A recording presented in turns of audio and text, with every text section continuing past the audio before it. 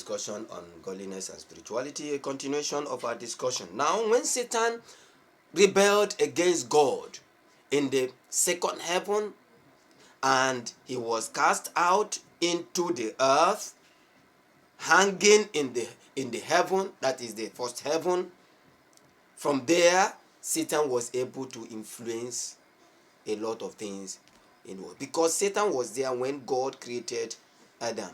And so the target of Satan now became, if I could not get up to where God was, if I could not make the stars of God, the angels of God that have been made spirits, to follow me, to make my abode upon where God is in the third heaven, and because of that I've been cast out of this second heaven, the abode of angels, cast down below, degraded, depraved. What am I going to do? Now I'm going to make sure that the first heaven belongs to me, the heaven and earth, that is the first heaven. Now I capture everything that God created in that first heaven. And so his target was to now influence man to rebel against God.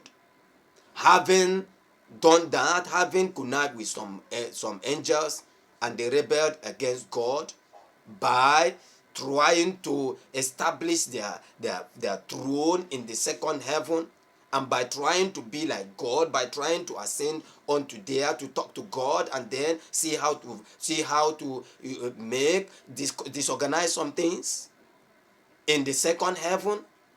And what he did now, okay, let me come down to that, and then he started manipulating the first man that was created by God. And so when he spoke to the first people, the first two human beings that were created, from Eve, then got Adam, that is the first human being that were created. When he was able to talk to them, and he was able to convince them to join in order to rebel against God, in order to disobey God. Then some people were talking about all those things. No, it's only disobedience to the voice of God. It's only disobedience to the instruction of God. Satan was able to get created beings in the second heaven. Those two created beings, and then the first created beings in the first heaven, Satan was able to get them to rebel against God, to disobey God on his own side.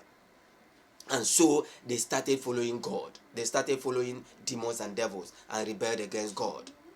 And Satan started manipulating them in the establishment of kingdoms on the surface of the earth. If you missed that, my video on the establishment of kingdoms on the surface of the earth, please refer to that video.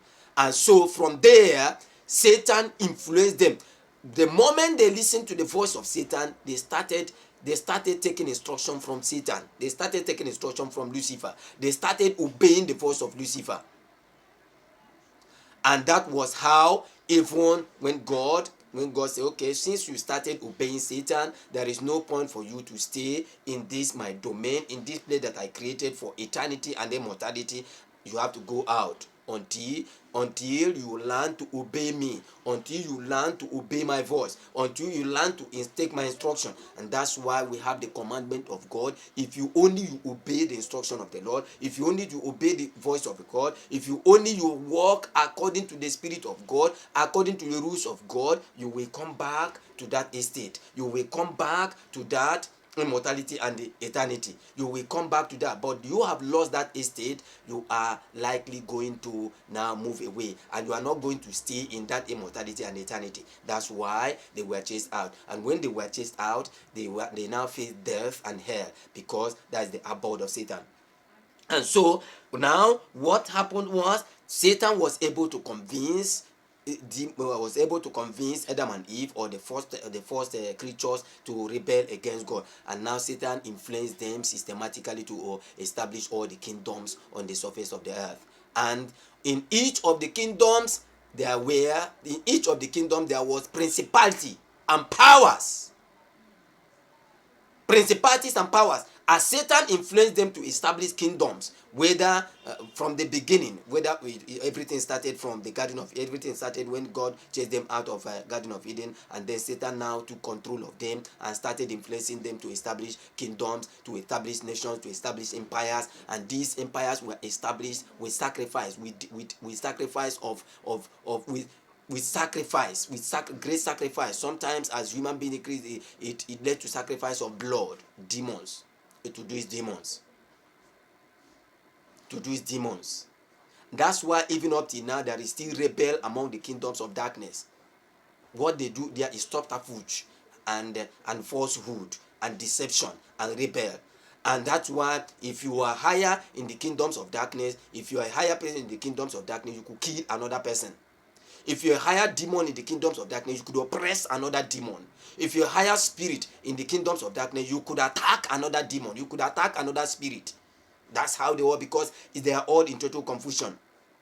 Now, this is what happened. And so, all the kingdoms of the earth established were all under the guidance of demons and devils, Satan, Lucifer, because he was the one that spoke to them and he guided them. So there were all principalities and powers established in each of these kingdoms. Any kingdom that was established at the influence of demons and devils, at the influence of Satan and Lucifer, there would be a fallen angel in charge of that. That is what we call principality. Any kingdom. So as human beings expanded, establishing kingdoms, establishing nations, establishing continents, whether you call them continents, whether you call them regions, whether you call them estates, whatever name you give them, that's the modern name. Whatever name you give them, empires, emirates, whatever name you give them, kindreds, whatever name you give them, clans, whatever name you give them, villages, towns, whatever name you give them, as human organization, they were all directly under the influence of Satan. And so there was always a principality, there was always a demon, a fallen angel in charge of that particular clan, or in charge of that particular village, or in charge of that particular area, or in charge of that particular principality, or in charge of that particular town, in charge of that particular village, in charge of that particular continent, in charge of that particular nation, empire, emirates, whatever name you call them, as long as it's human community, human organization, human village, human society, there was always a principality or demon or fallen angel in charge of that particular place. And that is how we come to this principality and power all over every continent. And so now God himself not being sympathetic with human beings, being sympathetic with his creation, will not allow the devil to have a field way in human kingdom, in what he created, because he sympathized with man, and God started devising a way, God started having a way to come and rescue human beings. And that is why, you see, God started systematically saying, Satan has taken over all the nations. What am I going to do? That's why people talk about the people of the Jews, or people talk about the call of Abraham, or the call of Isaac, or the call of God started looking for how to rescue man. And then God picked people. God picked according to the dispensation. That's why you see that Abraham was picked. I'm giving Abraham, for example, whatever name you like, you call it, whether you call it Ibrahim, whether you call him Ibrahim, or you call it Abraham, or whatever. God selected Abraham. Where was Abraham from? From an idolatrous nation. That's to show you that God was looking for a way. Everywhere had become idol. What do you mean by idolatry? They were all serving Satan. They were all worshiping idols. They were all worshiping fallen angels. They were all worshiping demons and devils. So everywhere was filled with idolatry. Whether you call them the land of Philistines, whether you call them whatever, they were all filled with idolatry. We are all filled with worship of demon, worship of spirit, from the beginning to the end. Every community, every village, every city, they were all filled with the worship of demons and devils, who influenced them to establish all those areas. And so God now decided to look for a way to enter again, to enter mankind. And that was why, like in the days of Abraham, he called Abraham from the country of Ur of Chaldee. When you started, it was like Abel, But Abel, as a result of the influence and when God wanted to use Abel, when God was about to use Abel, Satan saw that and started fighting and moved Cain to slaughter Abel. But that God did not end. God continued. God continued.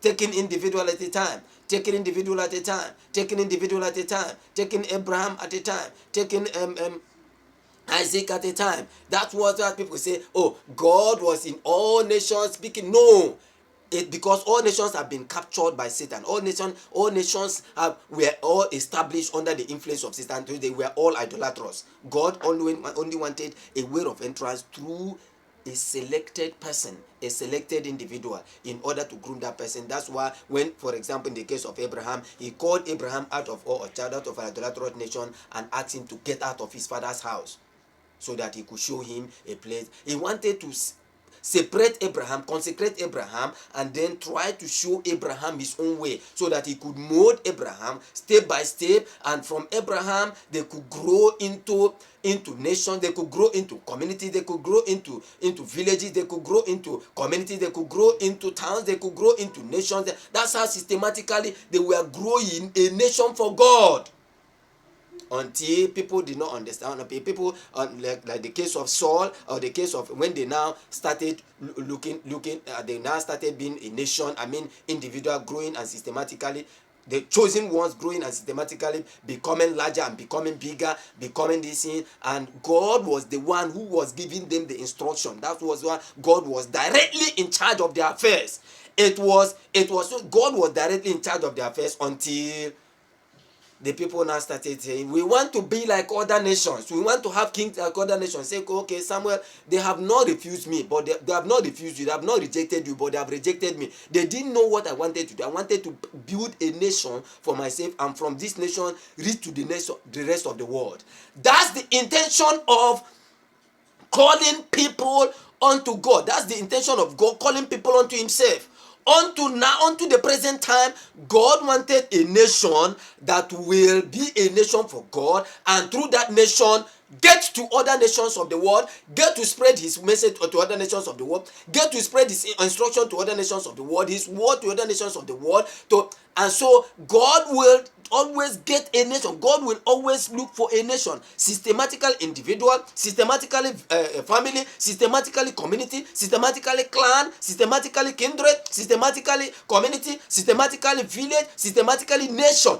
This God will build that, and that is what God is doing. And until a nation is built, that will now spread the gospel unto the rest of the world, unto the rest of the nations, and then the end shall come. Until then the end will finally come. And that is where we are getting to now. In short, the people are saying the people of Israel, well, was the people of Israel the people able to fulfill this task? No, they were not able to fulfill this task, and that is what God is looking for. And that would what God do, his own people that he has groomed to take charge of this particular responsibility of spreading to other nations the gospel of peace.